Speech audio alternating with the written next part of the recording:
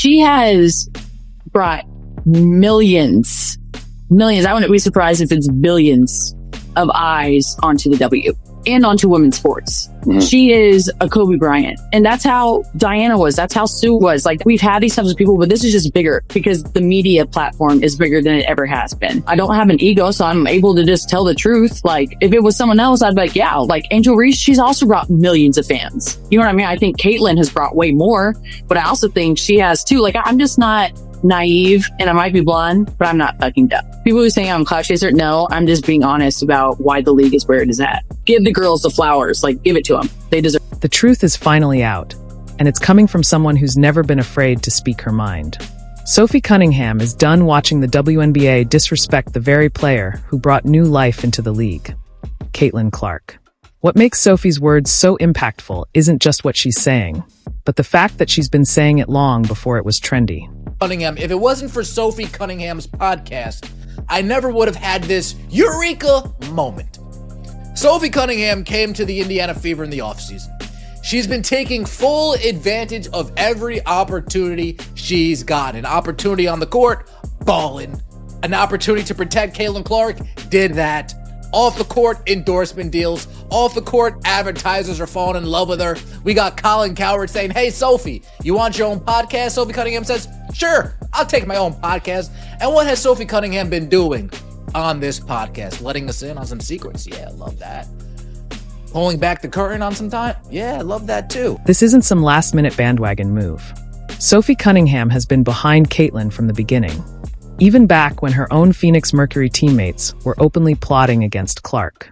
Sophie recognized the Caitlin Clark effect before most people in the league even admitted it was real. Why does everybody hate Caitlin Clark? And do you hate Caitlin Clark? Come on, talk dude. to me. Absolutely not. I think that she's a gem. I didn't know her, but All-Star Weekend, we kind of bantered back and forth a little bit. And she's lovely. She has a lot of pressure on her shoulders. And I think a lot of people always have a lot to say with people they don't even know or shoes they've never been in. And for me, I think she's handling the pressure very well. She's doing a lot of great things for women's basketball. And I'm a fan. Quick reminder, if you're enjoying this breakdown, hit that subscribe button. While many WNBA players ranked Caitlin as only the 9th best point guard, Sophie Cunningham was already praising her and saying she wanted to play alongside her. And this was before Clark had completely proven herself, before the TV ratings spiked, before the attendance numbers went through the roof. Sophie saw it early, even while others tried to tear Caitlin down in just her second season. When you see all this vitriol of people who cannot stand her, it's like, okay, well, what has she done wrong? Yeah, she's a great basketball player, so you might not think it's fair that she's the face of the league, and that's understandable because there have been fantastic players in the WNBA for a long time. But Caitlin didn't disparage them. She just came in and kind of changed the game with her style. So I think it's one of those things where you have to say, okay, maybe I don't think it's fair based on the previous women who have been in this league, but it's not Caitlin's fault. All she's done is elevate the game for all of us. And I think instead of being pissed off about that, you should be appreciative of that and say, maybe it's not fair, but it's not your fault. And I get other players, like they've worked hard and they've worked to build this league up over their time, and all of a sudden this young player comes in and now all the attention is on her. And the numbers back Sophie up. When WNBA players voted Caitlin 9th among guards. Despite her leading all players with over 1.2 million fan votes, it exposed a deeper problem inside the league. Even legendary broadcaster Dick Vitale called it what it was, jealousy. But Sophie had already been calling that out long before it became obvious. But time and time again, Sophie Cunningham has repeatedly been calling out the officiating. And what's one thing the WNBA holds over these players' heads? Ooh, I'm going to fine you. Ooh, if you call out the officiating, I'm going to fine you. And the players say, no, I can't afford that. So they keep it all hush-hush. But Sophie Cunningham, she's sitting on a pile of money.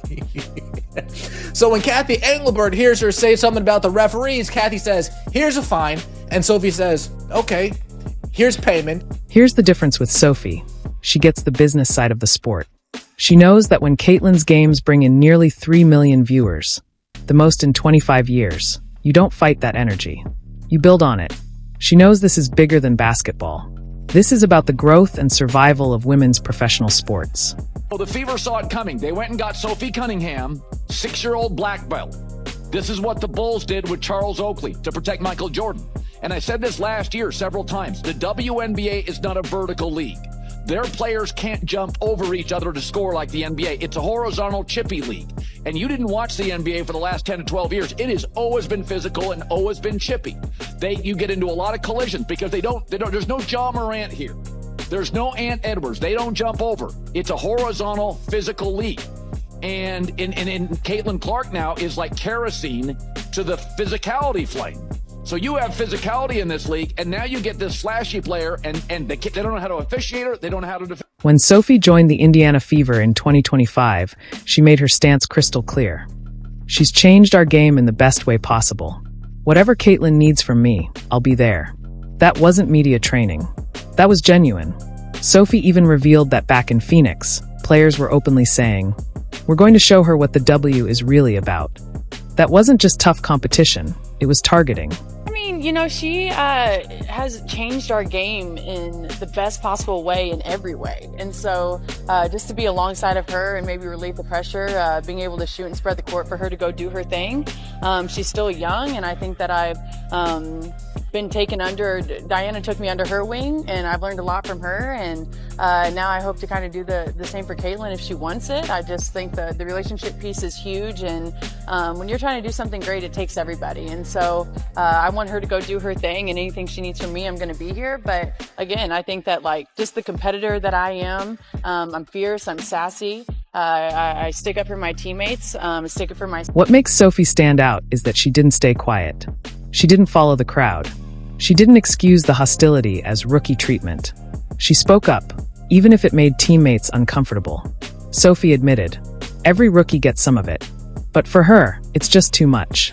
I know the talks that Phoenix had in the locker room of no, we're going to prove her, we're going to show her what the W really is. You know what I mean? And I get it to a certain extent. And every rookie coming into the league, that's how you're going to treat them. But there's just more for her. So it's her second year. And now being on her team and seeing it, I'm what are people doing? Actually it's just too much. Yeah. And it's just, I'm over. And if I'm saying it's too much, then it's probably too much. No, that's so that's fair, right? When someone with Sophie's experience says too much, it's gone beyond normal competition. The disrespect wasn't just physical, it was cultural. When Caitlin was poked in the eye by J.C. Sheldon and shoved by Marina Mabry, officials somehow gave Clark the technical foul. That was Sophie's breaking point. Moments later, she grabbed Sheldon on a fast break, sparking a scuffle that made headlines. Within a day, Sophie's social media following jumped past 1.2 million. Fans weren't just cheering the fight, they were cheering the fact that finally someone had Caitlin's back. It just feels like people are jealous of this new little wave of... They are, but I just hate that because this is what we've always wanted as a league. So who cares who gets the credit? And if you're smart, you're making money off of them. Yeah. You are literally making money from the viewership. And what she made the chirp was about how she didn't help plan the fucking... Who cares? Who cares? You know what I mean? I just hate when people do stuff to get, it's clickbait. Yeah. And there's so much clickbait, especially surrounding Caitlin. And so it's just be nice. Why can't people just be nice? Yeah. That's what I don't. Coming from the girl who... I was just saying, we just talked for 2 hours about how you fucking beat someone up. Just be nice. It's not that hard. And this is business written all over it. Caitlin Clark has changed attendance, TV ratings, and ticket sales more than anyone in league history. Fever games average over 1.1 million viewers. Other WNBA games? Less than 400,000. Entire arenas are moving games to bigger venues just to handle the Caitlin crowds. Yet instead of protecting her, the league has allowed her to be a target. Sophie's podcast put it bluntly. If you think she's not the face of the league, you're wrong. Numbers don't lie. Impact that Caitlin has, that's where players would be wise to kind of uplift Caitlin even more or try and catapult her, because it only does wonders for the league. They are able to wear "pay me what you owe me" shirts because they're getting a new TV rights deal because of Caitlin Clark. So there's so many sides to this, but at the end of the day, it's what's best for the league and it's what's best for these players individually. If Caitlin Clark kind of continues to... The difference in approach is glaring. While WNBA leadership tries to protect optics and maintain old habits, Sophie has been protecting Caitlin, the very player who can transform the league. Even Sophie's old coach Nate Tibbetts said, "She's tough, gritty, and it works." But Sophie isn't just tough, she's smart. And the market noticed. New sponsorships, brand deals with companies like Ring, a podcast launch. She quickly found opportunities far beyond her WNBA salary. Integrity and courage pay. A couple days ago, when Caitlin Clark got destroyed, her girl Sophie came to her defense, and this was the most beast mode thing that I've seen a woman do in WNBA history. I'm not for the violence, you know what I'm saying? But I am for you saying, if y'all want to get busy out here, we can get busy out here. And I know we got some clips of Sophie outside of basketball going to the game. So I just want to put the whole picture together, right? Good at basketball. She's fighting back for Caitlin Clark. And then, she showed up to the game. Sophie's message is bigger than loyalty to one teammate. She's pointing at a system-wide failure that could ruin women's basketball's best chance at real growth. Who cares who gets the credit? She asked. Exactly. This should be a league celebrating momentum, not tearing it down. But her time in Phoenix revealed the truth. Some players were more interested in proving Caitlin didn't belong than in lifting the league up. That's the kind of attitude that can sink everything. Fever saw it coming. They went and got Sophie Cunningham, 6-year-old black belt. This is what the Bulls did with Charles Oakley to protect Michael Jordan. And I said this last year several times. The WNBA is not a vertical league. Their players can't jump over each other to score like the NBA. It's a horizontal chippy league. And you didn't watch the NBA for the last 10 to 12 years. It has always been physical and always been chippy. You get into a lot of collisions because there's no Ja Morant here. There's no Ant Edwards. They don't jump over. It's a horizontal physical league. And Caitlin Clark now is like kerosene to the physicality flame. So you have physicality in this league, and now you get this flashy player, and they don't know how to officiate her, they don't know how to defend her. And what's most telling? The league's official response, or lack of it. While WNBA leadership ignores the constant targeting, Sophie has stepped into the role they should be filling. She's publicly compared Caitlin's basketball IQ to legends like Diana Taurasi and Sue Bird. She sees Clark for what she is, a generational talent already playing at a different level. And that's the recognition the league itself should be giving. The way that Caitlin thinks of the games, that's a really close second. And so they're always 10 plays ahead of everyone. They're always on a whole different wavelength. And I'm just happy that I got my time with Gigi. I love her to death. I'm so excited to watch her docuseries. I think she deserves the world and more. I know she's enjoying retirement, probably going crazy because she's also psycho, and I've said that multiple times. But it's been fun to be a sponge, and then kind of talking with Caitlin, just kind of seeing that she's at the beginning of her professional career, but there's a lot of similarities. At the end of the day, the WNBA has two choices. Follow Sophie Cunningham's lead, protect their biggest star, and build the league around the energy she brings. Or keep turning away, enabling resentment, and risk losing the most important player in league history. Sophie has made her decision clear. She's standing up for excellence, for growth, and for Caitlin Clark. The only question is, will the WNBA finally do the same, or keep walking down the road to irrelevance?